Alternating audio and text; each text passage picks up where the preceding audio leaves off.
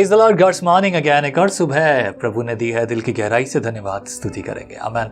और आज हम पढ़ेंगे 22 अध्याय। कल हमने 21 अध्याय पूरा किया था, लेकिन वो पूरा हुआ नहीं क्योंकि 22 अध्याय उसी के आगे कंटिन्यू चल रहा है। तो आइए शुरुआत करते हैं। 22 अध्याय में पहले वचन से देखेंगे। ये है अन्य नियम जो है उनके बारे में बात हो रही है।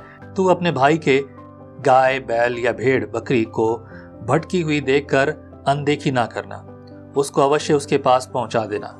परंतु यदि तेरा वह भाई निकट न रहता हो या तू उसे न जानता हो, तो उस पशु को अपने घर के भीतर ले आना, और जब तक तेरा वह भाई उसको न ढूंढे तब तक वह तेरे पास रहे, और जब वह उसे ढूंढे तब उसको दे देना। और उसके गधे या वस्त्र के विषय वरन उसकी कोई वस्तु क्यों ना हो जो उससे खो गई हो और तुझको मिले, उसके विषय में भी ऐसा ही करना। तो देखी अनदेखी ना करना। अगर कोई भी भाई हो, भाई in the sense not in a blood relationship, और कोई जाति भाई हो तो ही नहीं, कोई भी हो।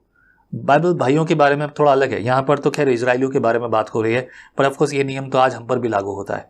हमारे पड़ोसी की अगर कोई घटना हो जाए तो क्या। चौथे पद में लिखा है, तू अपने भाई के गधे या बैल को मार्ग पर गिरा हुआ देखकर अनदेखी ना करना, उसके उठाने में अवश्य उसकी सहायता करना। मतलब अगर आप किसी को देख रहे हो, किसी को मदद की आवश्यकता है, देन लेट्स डू इट। आगे पढ़ते हैं। और इस प्रकार फिर 5वें वचन में लिखा है, कोई स्त्री पुरुष का पहरावा न पहने और न कोई पुरुष स्त्री का पहरावा पहने, क्योंकि ऐसे कामों के सब करने वाले तेरे परमेश्वर यहोवा के दृष्टि में घृणित हैं। 6ठे पद में, यदि वृक्ष या भूमि पर तेरे सामने मार्ग में किसी चिड़िया का घोंसला मिले, चाहे उसमें बच्चे हों चाहे अंडे, और उन बच्चों या अंडों पर उनकी माँ बैठी हुई हो, तो बच्चों समेत माँ को न लेना। बच्चों को अपने लिए ले तो ले, परंतु माँ को अवश्य छोड़ देना, इसलिए कि तेरा भला हो और तेरी आयु के दिन बहुत हो। वो एक सैद्धांतिक बात है, इसमें बहुत सैद्धांतिक बात की है कि नॉर्मली ऐसे केस में क्या होगा। अब कोई फर्क नहीं पड़ता, पक्षी हैं, जानवर हैं, लेकिन आप एक मानवता के अपने अंदर की जो दया प्रेम भावना जो है उसको जगाए रखो, उसे मारो मत। मेरे प्रियो, बात प्रेम की है, बात अपनी अपनी भावनाओं की है।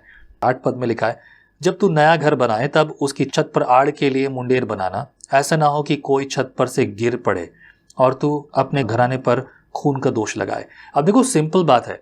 अगर मेरे पास पैसा नहीं था, मैंने दीवार नहीं बनाई, गिर गया, कोई मर गया, सिर्फ छत की बात नहीं है। आपके द्वारा किया गया कोई भी ऐसा काम जिसकी वजह से किसी और को चोट पहुंचे, नुकसान पहुंचे, और वो यहां तक चला जाए कि किसी की मृत्यु हो जाए, that will goes to you. 9 पद में, अपनी दाख की बारी में 2 प्रकार के बीज न बोना।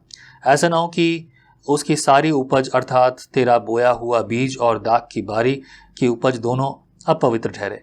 बैल गधा दोनों संग जोत कर हल न चलाना। ऊन और सनी की मिलावट से बना हुआ वस्त्र न पहनना। अपने ओढ़ने के चारों ओर की कोर पर झालर लगाया करना। ये जो पैराग्राफ है, ये वर्स 9 to 12, अव्वल देखा जाए तो इस बातों में कोई भी तथ्य नहीं नजर आता, कोई फर्क नजर नहीं आता। अगर मैं ऐसा पहनूंगा तो परमेश्वर, इससे दिक्कत क्या है, इसमें समस्या क्या है।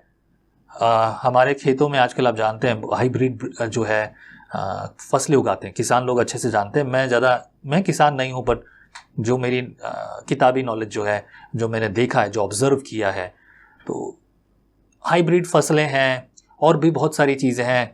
मतलब एक ही पेड़ में ना 2-2, 3-3 तरह के, 4-4 तरह के फल आ रहे हैं और बहुत सारी चीज़ें। तो अगर ये वचन के अनुसार देखा जाए तो गलत है, लेकिन अगर इसके आगे देखें तो इसमें क्या लिखा है कि इससे वो पवित्र ठहरे। और बैल और गधों दोनों को एक संग जोत कर हल न चलाना। वेल, ये थोड़ा सा अजीब तो है, लेकिन गधों और बैलों को दोनों, मतलब दो एक जैसा होना चाहिए, अलग नहीं होना चाहिए। ठीक वही बात जैसे ऊपर लिखा है 9 वचन में, वही रिपीटेशन 10 वर्ड्स में है। और 11 वचन में लिखा है, ऊन और सनी की मिलावट से बना हुआ वस्त्र न पहनना। मतलब अगर ऊन और सनी उस समय तो शायद यही था, इसीलिए इसका नाम लिखा है। आज हर कपड़ा मिलावट के साथ बना है। आपके घर में ऐसा कोई कपड़ा नहीं हो सकता, 95% मैं श्योर हूं, जिसमें कोई मिलावट ना हो। 13 पद, यदि कोई पुरुष स्त्री किसी से ब्याह करे और उसके पास जाने के समय वह उसको अप्रिय लगे और वह उस स्त्री की नाम धराई करे और यह कहकर उस पर कुकर्म का दोष लगाए, इस स्त्री से मैंने विवाह किया, और जब उसे संगति की तब उसमें कुंवारी अवस्था के लक्षण न पाए, तो उस कन्या के माता पिता उसके कुंवारेपन के चिन्ह लेकर नगर के वृद्ध लोगों के पास फाटक के बाहर जाएं और उस कन्या का पिता वृद्ध लोगों से कहे, मैंने अपनी बेटी इस पुरुष को ब्याह दी और वह उसको अप्रिय लगती है, और वह तो यह कहकर उस पर कुकर्म का दोष लगाता है कि मैंने तेरी बेटी में कुंवारापन के लक्षण नहीं पाए, परंतु मेरी बेटी की कुंवारेपन के चिन्ह ये हैं। तब उसके माता पिता नगर के वृद्ध लोगों के सामने उस चद्दर को फैलाएं। तब नगर के पुरनिये उस पुरुष को पकड़कर ताड़ना दें और उस पर 100 शकेल रुपए का दंड भी लगाकर उस कन्या के पिता को दें, इसलिए कि उसने एक इजरायली कन्या की नाम धराई की है और वह उसी की पत्नी बनी रहे और वह जीवन भर उस स्त्री को त्यागने न पाए। परंतु यदि उस कन्या के कुंवारीपन के चिन्ह पाए न जाए और उस पुरुष की बात सच ठहरे, तो वे उस कन्या को उसके पिता के घर के द्वार पर ले जाए और उस नगर के पुरुष उस पर पथरवाह करके मार डालें। उसने तो अपने पिता के घर में वैश्या का काम करके बुराई की है, यों तो अपने मध्य में ऐसी बुराई को दूर करना। It sounds very hard, very hard, very hard. Rajasthan में भी ये बातें अभी फिलहाल सुनने को मिली। रिसेंटली एक केस हुआ था और अभी कुछ गाँव में भी ये है, मैं भूल गया, इसके लिए एक अलग से नाम है एक प्रथा का। एक ऐसी प्रथा है जिसमें लड़की के कुंवारेपन का जो जांच की जा रही है। अभी देखने के बाद को समझने की कोशिश करना, आपको ये बात समझ में आएगी। और अगर आप ये ठीक से समझ रहे हैं तो आज इसके बाद आप अपने मुंह से दूसरी बातों को निकालना बंद कर देंगे। इस बात को समझिए, जब ये घटना घटती है, इस घटना के समय में क्या होता है कि पहली रात के दिन, माफ़ी चाहता हूँ लेकिन मुझे एक्सप्लेन ज़रूर करना पड़ेगा।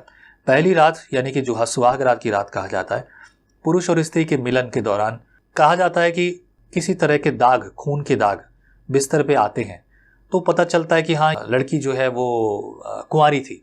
और अगर नहीं आते तो इसका मतलब ये लड़की जो है उसका कुंवारापन पहले ही भंग किया जा चुका है, उसने पहले ही किसी के साथ शारीरिक संबंध बनाए हैं, शादी से पहले वो पवित्र नहीं थी, मतलब वो कुंवारी नहीं थी। ये बात ऐसा माना जाता है। साइंस बोलती है कि संभव है कि ऐसा कई अलग अलग कारणों से हुआ हो। कहते हैं साइकिल चलाने से ऐसा होता है या किसी और कारण से ऐसा होता है। I do not know, there are many reasons people says that. मुझे भी नहीं मालूम इस बारे में कितना सच है क्या है, लेकिन एक बात हम जानते हैं कि पवित्र शास्त्र बाइबल कह रही है तो बाइबल जो है वो सब बातों में स्पष्ट है। साइंस तो आज बोल रही है लेकिन बाइबल तब बोल रही है, उसके पीछे भी कारण है। लेकिन यहाँ पर भी समझने वाली बात है, साक्ष्य प्रस्तुत करने का मतलब वो चद्दर वाली बात है, और भी बातें हैं, बहुत सारी चीज़ें हैं, और ऐसे कईयों के जीवन बर्बाद हुए हैं। अब इसे किस रीति से देखा जाए? आज नए नियम में हम इन सब चीज़ों के बारे में बात नहीं करते और नए नियम में हमारे पास ऐसी व्यवस्थाएं नहीं दी गई। आज की व्यवस्थाएं हमारे पवित्रता केवल शरीर के कामों से नहीं है, पवित्रता हमारे मन से है, हमारे जीवन से है, हमारे समर्पण से है। इसके बाद लिखा है 22 पद में, यदि कोई पुरुष दूसरे पुरुष से ब्याही हुई स्त्री के संग सोता हुआ पकड़ा जाए तो जो पुरुष उस स्त्री के संग सोया हो वह और वह स्त्री दोनों मार डाले जाएं। इस प्रकार तू ऐसी बुराई को इजराइल से दूर करना। परमेश्वर स्पष्ट है, इजराइल में किसी भी प्रकार की बुराई नहीं देखना चाहता, इसलिए बार बार शिक्षा दे रहा है। 23 पद, यदि किसी कुंवारी कन्या के विवाह की बात लगी हो और कोई दूसरा पुरुष उसे नगर में पाकर उससे कुकर्म करे तो तुम उन दोनों को उस नगर के फाटक के बाहर ले जाकर उन पर पथरवाह करके मार डालना। उस कन्या को तो इसलिए कि वह नगर में रहते हुए भी नहीं चिल्लाई, और उस पुरुष को इस कारण कि उसने अपने पड़ोसी की स्त्री का शील भंग किया है। इस प्रकार तो अपने मध्य में से ऐसी बुराई को दूर करना। लेकिन यहाँ पर है, इस स्त्री के साथ रेप हुआ है ना, नगर में रहकर, और वो रेप के लिए उसने प्रोटेस्ट नहीं किया, मतलब अपना बचाव नहीं किया। ये कारण है। डोंट मिसअंडरस्टूड दिस, ये इस बात को मिसअंडरस्टूड मत कीजिए कि भाई ठीक है वो उसने बोला नहीं है, कुछ नहीं है, नगर में थी और वो चिल्लाई नहीं, अपनी मदद के लिए बुलाया नहीं, बुलाने की कोशिश की और कोई आया नहीं, वो बात अलग है। लेकिन ऐसा होते हुए और इसके साथ ऐसा हुआ तो दोनों को पथरवाह करके मार डाला जाए। पुरुष अपनी ताकत का इस्तेमाल करता है और यहाँ पर बहुत सारी चीज़ें कारगर होती हैं। आज हम सब जानते हैं कि पाप क्या है, परिणाम क्या है। सरकार ने हर संभव कोशिश की है कि जो है रेप और ये सब चीज़ों में सज़ा बढ़ाई है, सब कुछ किया है, लेकिन क्या ये फिर भी रुक गए हैं? क्या रेप होना और ये सब कुछ होना रुक गया है? बहुत सारी चोरियां होती हैं, चोरियों में लोग अपनी हर पूरी मुमकिन कोशिश करते हैं अपनी बचाव की। एटीएम उखाड़ लिए, न जाने क्या क्या कर लिया, सब कुछ कर लिया, लेकिन उसके बावजूद क्या ये पकड़े नहीं जाते? ये पकड़े जा रहे हैं। आजकल 80%, 75%, 80%, 90% लोग पकड़े जा रहे हैं। 5 या 10% ऐसे केस हैं जिसमें पुलिस नहीं पकड़ पा रही हो किन्हीं कारणों से, या पकड़ना नहीं चाहते, या कोई और मैटर हो। लेकिन ये सब बातें खुलकर सामने आती हैं, चाहे कितना ही बड़ा नेता हो, लेकिन ये सब बातें तो आ रही हैं सामने। कहने का अर्थ ये है कि ऐसी परिस्थितियों को समझना और जानना जरूरी है। इसलिए प्रभु ने पिछले अध्याय में जब हम पढ़ते हैं तो बोले कि गवाह होने चाहिए, किसी में कोई दोष देखे तो उसमें गवाह भी चाहिए, और यही भारत का कानून भी है, और वो भी 1 नहीं 2 या उससे अधिक। और इसके बाद यहाँ फिर हम 28 पद में पढ़ेंगे, यदि किसी पुरुष को कोई कुंवारी कन्या मिले जिसके विवाह की बात न लगी हो और वह उसे पकड़कर उसके साथ कुकर्म करे और वह पकड़े जाए, तो जिस पुरुष ने उससे कुकर्म किया हो वह उस कन्या के पिता को 50 शेकेल रूपा दे, और वह उसी की पत्नी हो। उसने उसका शील भंग किया, इस कारण वह जीवन भर उसे न त्यागने पाए। कोई अपनी सौतेली माँ को अपनी स्त्री न बनाए, वह अपने पिता का ओढ़ना न उघाड़े। ये बहुत इंपॉर्टेंट बात है ना। कई बार ऐसी घटनाएं घटी हैं, अगर ऐसा कुछ पकड़ा गया है तो सीधे तौर पर उसका विवाह एक दूसरे के साथ कर दिया जाए और उसे जुर्माना भरना पड़ेगा 100 शेकेल अपने उसके पिता को, और उसे देना पड़ेगा। ये बातें बहुत गंभीर हैं। इन बातों पर एक बात और देखें कि मतलब व्यभिचारी तो हैं, लोगों के अंदर ये भावनाएं तो हैं, जो अपने अंदर संयम ना रखे, जो समझ ना रखे, जो शिक्षा ना रखे, और प्रेरणा के भी बहुत सारे कारण हैं। हम किसी को पॉइंट आउट करें ये कारण है वो कारण है, आप इंटरनेट पर डाल दें जिम्मेदारी, या किसी और पर डाल दें, ये बहुत गंभीर बात है। इस बारे में मैं किसी और विषय पर बात करूंगा कि क्या क्या किया जा सकता है, सोच सकते हैं।